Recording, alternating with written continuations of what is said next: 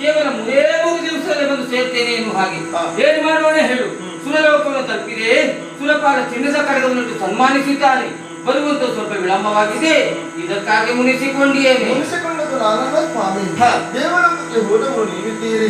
ಸುರಪಾಲನಿಂದ ಸನ್ಮಾನವನ್ನು ಪಡೆದು ದಣಿಗವರೆಗೆ ಬಂದವರು ನೀವು. ಹೀಗೆ ನಿಂತುಕೊಂಡಿರುವುದು ಯೋಗ್ಯವಾದನಲ್ಲ.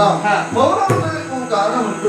ನಮ್ಮ ಮಾವನವರು ದೇವಲೋಕಕ್ಕೆ ಹೋದವರು ಇಹಲೋಕದ ಯಾತ್ರೆ ಮುಗಿದವರಿದ್ದಾರೆ. ಆ ಬಗ್ಗೆ ನಾನು ಯೋಚನೆ ಪಡೆದಾದವಳು. ಸುರಪಾಲನಿಂದ ಸನ್ಮಾನವನ್ನು ಪಡೆದು ದಣಿದ ಬಂದವರು ನೀವಿದ್ದೀರಿ. ಒಳಗೆ ಬನ್ನಿ, ನಿಮ್ಮ ಸೇವೆಯಲ್ಲಿ ನಾನಿದ್ದೇನೆ. ಆಗಲಿ.